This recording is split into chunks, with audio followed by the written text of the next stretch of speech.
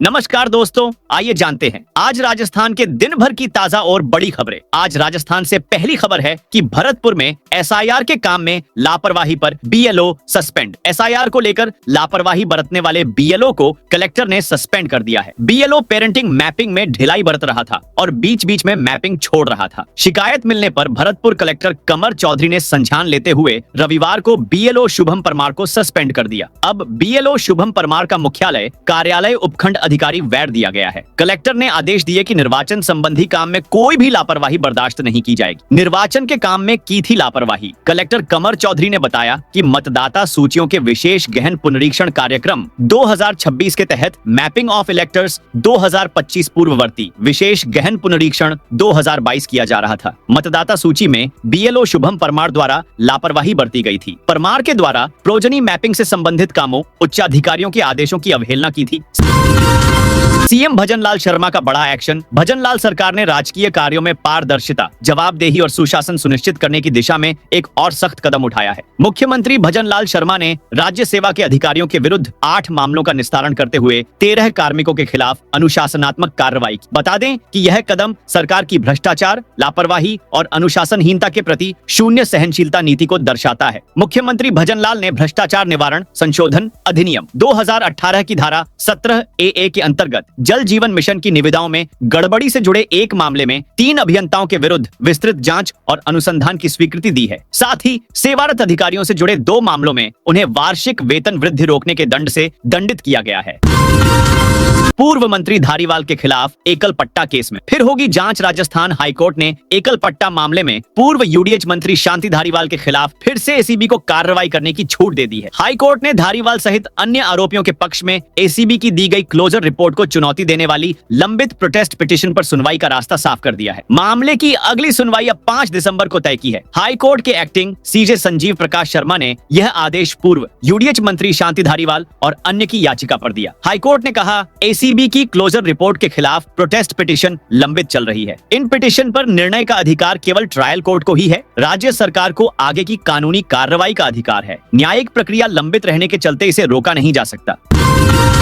राजस्थान में गैंगस्टर्स के बाद उनके फॉलोअर्स पर शिकंजा। राजस्थान में गैंगस्टर और बदमाशों पर पुलिस ने शिकंजा कसना शुरू कर दिया है। बदमाशों की धरपकड़ के बाद अब उनके फॉलोअर्स पर भी शिकंजा कसा जा रहा है। फेसबुक और इंस्टाग्राम समेत कई सोशल मीडिया प्लेटफॉर्म्स पर गैंगस्टर्स को फॉलो करने, उनके कमेंट्स को लाइक और शेयर करने वालों पर पुलिस ने कार्रवाई शुरू कर दी है। झुंझुनू में एसपी ब्रजेश ज्योति ने बताया गैंगस्टर्स के अकाउंट पर पैनी नजर रखी जा रही है। गोठड़ा थानाधिकारी हेमराज के नेतृत्व में टीम गठित कर बदमाशों के फॉलोअर्स की पूरी जानकारी कलेक्ट की। फिर कुख्यात गैंगस्टर रोहित गोदारा गैंग के सोशल मीडिया पर बने पेज को फॉलो करने वाले 7 जनों को गिरफ्तार किया है।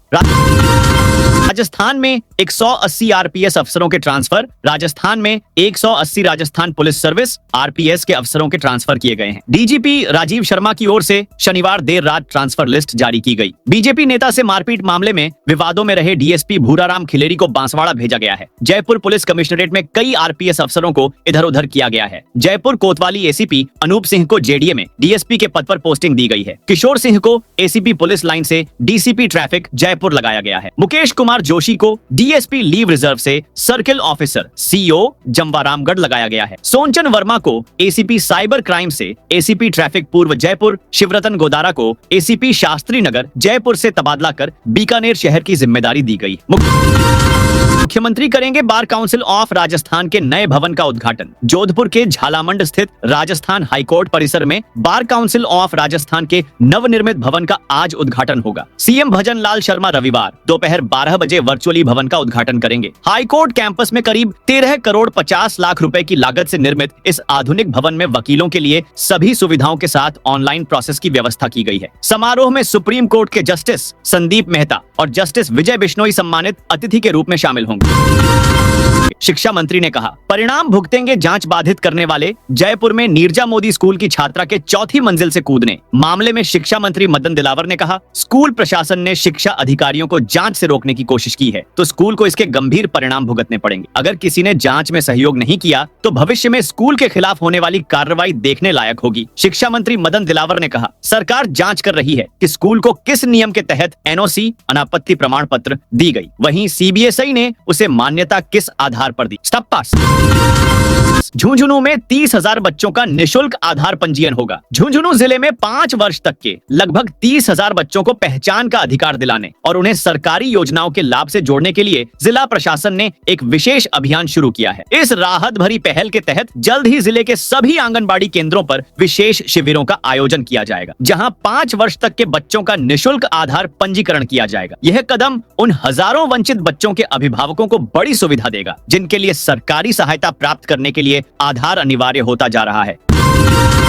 उदयपुर में दूसरे दिन फिर घर में घुसा लेपर्ड। उदयपुर के कुराबड़ इलाके में रविवार को लगातार दूसरे दिन लेपर्ड की दहशत रही। लेपर्ड रिहायशी इलाके में एक घर में जा घुसा। इसके बाद एक बुजुर्ग ने कमरे का बंद कर दिया। घटना की सूचना मिलते ही वन विभाग की टीम मौके पर पहुंची। टीम ने 4 घंटे बाद लेपर्ड को ट्रैंकुलाइज किया गया। बेहोश लेपर्ड को पिंजरे में डालकर टीम उसे उदयपुर ले गई। घटना का एक वीडियो भी सामने आया है, जिसमें लेपर्ड खेतों की ओर से रिहायशी इलाके में घूमता हुआ दिख रहा है। मामला कुराबड़ क्षेत्र के वसु पंचायत के रोनिचा गांव का है।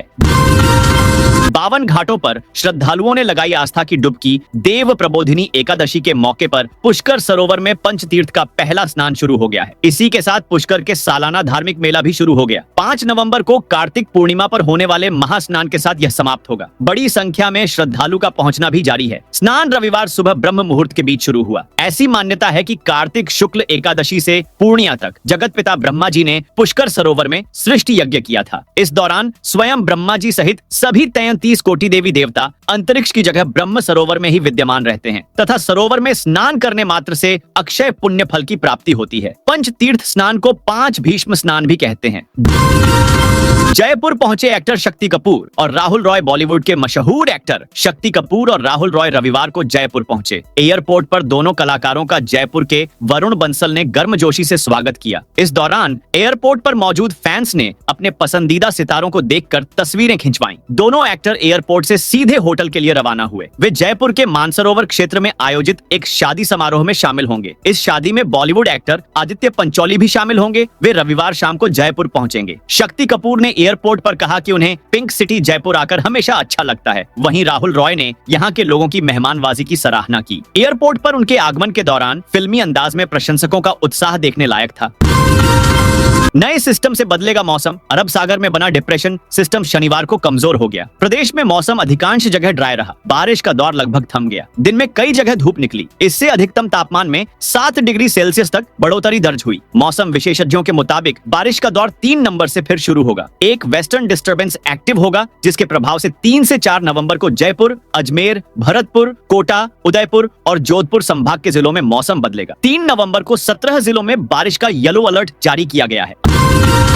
अजमेर में सूने मकान से लाखों के जेवरात नकदी चोरी। नसीराबाद के कोटा मार्ग स्थित वाटर टैंक के सामने 12 क्वार्टर स्थित एक बंद मकान में चोरी की वारदात अंजाम दी गई। चोर मकान के ताले तोड़कर अंदर रखे अलमारी और बक्सों से लाखों रुपए के नकदी एवं जेवरात चुरा कर ले गए। मकान मालिक राकेश कुमार ने नसीराबाद सिटी थाने में मामला दर्ज कराया। पुलिस मामले की जांच में जुटी है।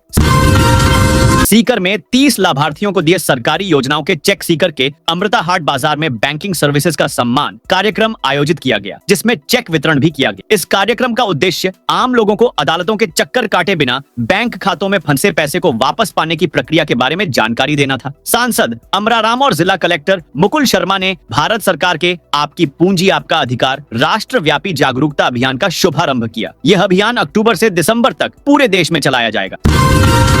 सवाई माधोपुर में एसआईआर की निगरानी करेगी युवा कांग्रेस राजस्थान। यूथ कांग्रेस की ओर से सवाई माधोपुर में संगठन सर्जन अभियान व वोट चोर गद्दी छोड़ हस्ताक्षर अभियान के तहत एक कार्यक्रम का आयोजन किया गया। कार्यक्रम में मौजूद यूथ कांग्रेस के पदाधिकारियों ने कार्यकर्ताओं से राजस्थान के एस आईआर अभियान की अच्छी तरह निगरानी रखने का आह्वान किया।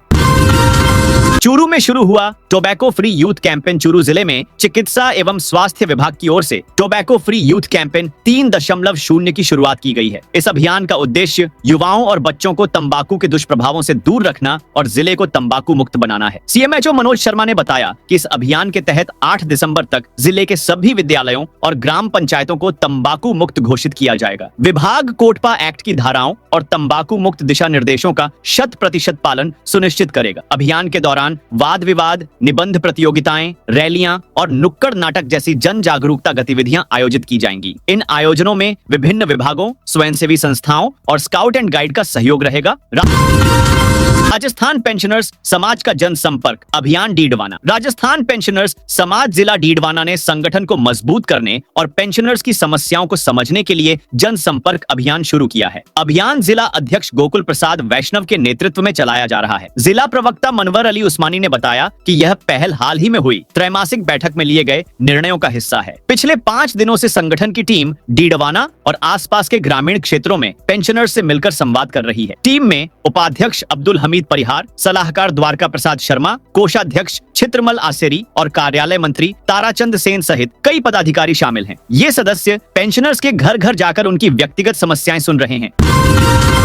एसआईआर के तहत नए वोटर्स का लिस्ट में नाम जुड़वाएं। ऊर्जा मंत्री हीरालाल नागर ने कहा, परिवार के मुखिया का मूल्यांकन और सत्यापन करें। सूची में दोहरे नाम, मृतकों के नाम चिह्नित कर हटवाएं। साथ ही जिन पात्र लोगों का नाम सूची दर्ज नहीं है, उन्हें जुड़वाने के लिए बीएलओ से संपर्क करें। कोटा में ऊर्जा मंत्री हीरालाल नागर ने रविवार को विशेष गहन पुनरीक्षण, एसआईआर और नव मतदाता जोड़ने को लेकर कार्यकर्ताओं से वीडियो कॉन्फ्रेंसिंग के माध्यम से संवाद किया। इस दौरान सांगोद विधानसभा क्षेत्र के सांगोद नगर, देहात, बपावर, कनवास, देवली, सिमलिया और दीगोद भाजपा मंडलों के कार्यकर्ता मोबाइल के माध्यम से वर्चुअली जुड़े। बीएसएनएल ने स्वदेशी तकनीक पर डेवलप की 4G सर्विस भारत संचार निगम लिमिटेड बीएसएनएल की ओर से विकसित स्वदेशी तकनीक आधारित 4G सेवाओं की स्टूडेंट्स को जानकारी दी गई। बीएसएनएल ने जोधपुर के महिला आईटीआई कॉलेज में सतर्कता जागरूकता सप्ताह 2025 का आयोजन किया। इस दौरान सतर्कता जागरूकता प्रश्नोत्तरी प्रतियोगिता का आयोजन किया गया। विद्यार्थियों ने प्रतियोगिता में हिस्सा लेते हुए सतर्कता एवं ईमानदारी के मूल्यों के प्रति गहरी रुचि प्रदर्शित की।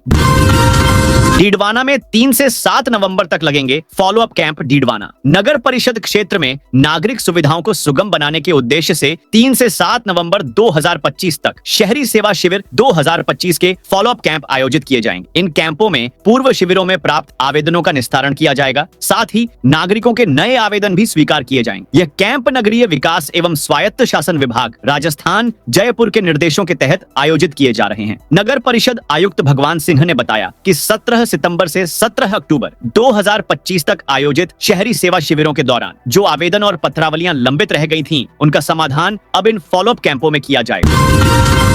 अतिक्रमण करने वालों के खिलाफ नगर निगम की सख्त कार्रवाई। शहर के नयापुरा क्षेत्र में नगर निगम कोटा उत्तर की ओर से अतिक्रमण के खिलाफ बड़ी कार्रवाई की गई। ये एक्शन शनिवार रात को लिया गया। बड़ तिराहे से जेडीबी कॉलेज, अग्रसेन चौराहा से तालाब की पाल, अंटाघर चौराहे से नेहरू पार्क और नेहरू पार्क से कलेक्ट्री, नयापुरा होते हुए अग्रसेन चौराहे तक सड़क के दोनों ओर अतिक्रमण को पूरी तरह साफ कर दिया गया। आयुक्त अशोक कुमार त्यागी ने बताया कि नयापुरा क्षेत्र में सड़क किनारे कंबल, सॉफ्ट टॉयज, नारियल पानी, कपड़े, गन्ने का जूस और अन्य सामान बेचने वाले रेहड़ी खोमचे।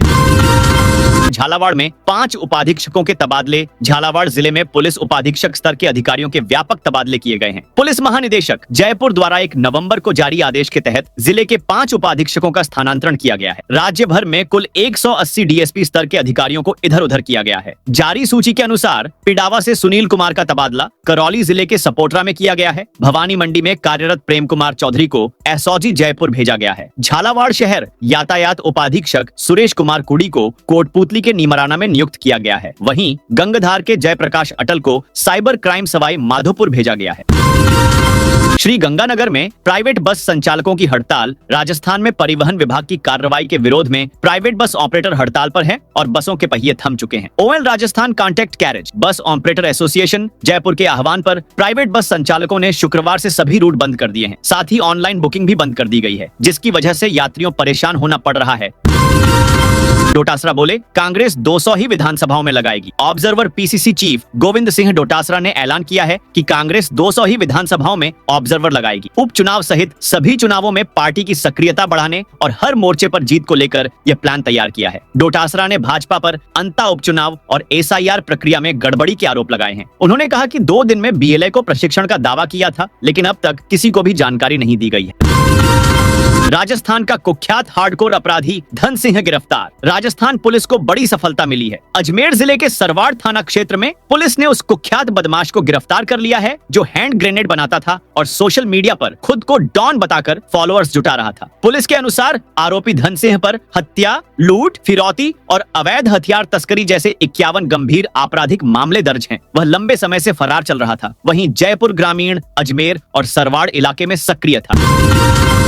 कोटा पुलिस ने 25,000 का आरोपी गिरफ्तार किया। कोटा शहर में सिलसिलेवार चाकूबाजी की वारदातों और पुलिस टीम पर जानलेवा हमले के मुख्य आरोपी को पुलिस ने गिरफ्तार कर बड़ी सफलता हासिल की है। गिरफ्तार आरोपी पर 25,000 का इनाम घोषित था और वह कोटा शहर के टॉप 10 अपराधियों में शामिल था। 22 अक्टूबर की रात आरकेपुरम थाना पुलिस टीम पर आरोपियों ने चाकू से हमला कर 2 पुलिस जवानों को घायल कर दिया था। इस वारदात में 3 आरोपी शामिल थे, जिनमें से 2 बालकों को पहले ही निरुद्ध किया जा चुका था, जबकि मुख्य आरोपी राम चोपड़ा उर्फ बच्चा घटना के बाद से फरार था। तो दोस्तों, यह थी आज राजस्थान की बड़ी खबरें। आप इस वीडियो को कौन से जिले से देख रहे हैं, उस जिले का नाम बताइए।